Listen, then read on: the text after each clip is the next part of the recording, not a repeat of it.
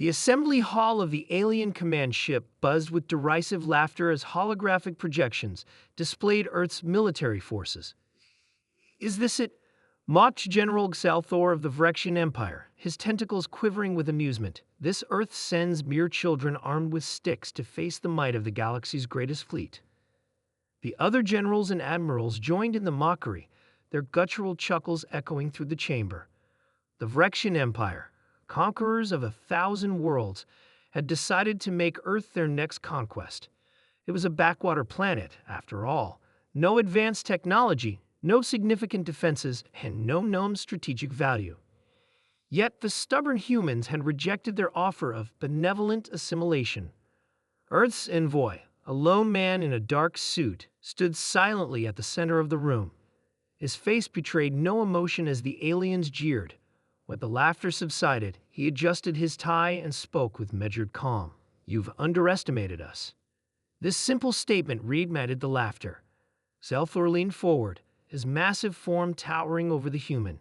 "Underestimated? Your species barely discovered faster than light travel. What could you possibly have that we should fear?" The man's lips curled into a faint smile. "You'll see." 3 days later, the Vrexian fleet arrived in Earth's orbit, their massive warships blotting out the stars. They expected a swift and effortless victory. Earth's orbital defense platforms were primitive. Their fleet, if one could even call it that, was laughably small. As the Vrexian admirals prepared their invasion orders, something unexpected happened. The first sign was the silence. Communications between ships began to fail. Tactical systems experienced inexplicable glitches, and then came the EMP bursts, knocking out entire sections of the fleet's electronic systems. "What is happening?" Xalthor roared, his tentacles thrashing against the command console. "Are these humans more advanced than our intelligence suggested?" "Unlikely," replied his science officer. "This must be savage." Before they could investigate further, the humans attacked. But it wasn't with clunky fighter ships or crude missiles. No, it was something far more terrifying. The first Vrexian crew to encounter Earth's secret weapon didn't even have time to react. The ship's scanners detected an intruder moments before their hull was breached. A blur of motion tore through their corridors, faster than their eyes could follow. By the time the security team mobilized, half the crew was incapacitated. Standing amidst the chaos was a single human figure, clad in sleek black armor that shimmered with an otherworldly sheen. The armor moved as if alive, adapting seamlessly to its environment. The human's eyes glowed with a faint blue light, and when they spoke, their voice resonated with a mechanical undertone. "Resistance is futile," they said before vanishing in a flash of light. Word spread quickly through the fleet. These super soldiers weren't ordinary humans.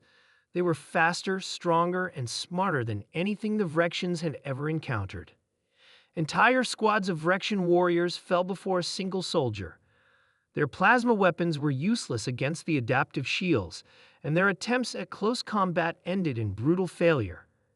In the Vrexian command ship, Xalthor watched in horror as reports poured in. One by one, his ships were being overrun by these unstoppable soldiers. "How is this possible?" he bellowed. "They are just humans." "Not anymore," replied a voice from the shadows. The human envoy stepped into the light, flanked by 2 super soldiers. Xalthor's guards raised their weapons, but the soldiers moved faster than thought, disarming them in an instant. The envoy's smile was cold. "Meet the Sentinels," he said, gesturing to the soldiers. The pinnacle of human ingenuity. Xalthor's eyes narrowed. "What have you done to your people?" "We adapted," the envoy replied. "You see, humans are unique. When faced with extinction, we innovate. These soldiers were created through a combination of genetic engineering, cybernetic enhancements, and neural link technology. They are humanity's answer to threats like you." Xalthor sneered. "You've turned yourselves into monsters." The envoy's expression hardened. "No, we become what we needed to survive." The tide of the battle turned rapidly. The Vrexian fleet, once confident in their superiority, found themselves outmatched. The Sentinels exploited every weakness, their strategies adapting in real time. They disabled ships, commandeered weapons, and sowed chaos among the Vrexian ranks. On the ground, it was even worse. The invasion forces that landed on Earth's surface were met with relentless resistance.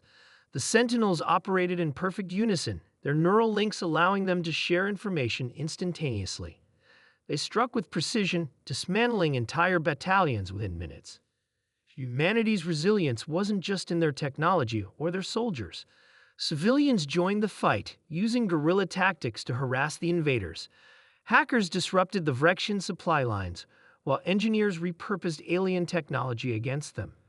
Every corner of Earth became a battlefield and every human a potential threat.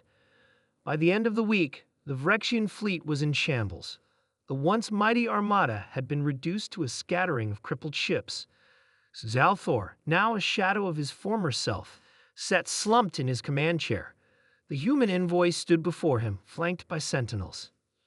"You came to conquer us," the envoy said, "but you've learned the hard way that humanity is not so easily subdued." Zalthor's voice was a low growl. "What will you do now? Kill us all?" The envoy shook his head. "No, we are not like you. Return to your empire and tell them what happened here. Let them know that Earth is not to be trifled with." Zalthor's gaze hardened. "And if we return?" The envoy's smile was cold and unyielding. "We'll be ready." As the battered Vrexian fleet limped away from Earth's orbit, humanity celebrated its victory, but the war had left its mark. The creation of the Sentinels had come at a cost. Sacrifices that could never be undone. Yet, in the face of annihilation, humanity had done what it always did. It adapted, survived, and thrived. And somewhere in the depths of space, the message was clear. Humanity was no longer a species to be underestimated. They were the survivors of the galaxy, the unyielding force that turned even the mightiest invaders into fleeing shadows. Earth was no longer just a planet. It was a warning.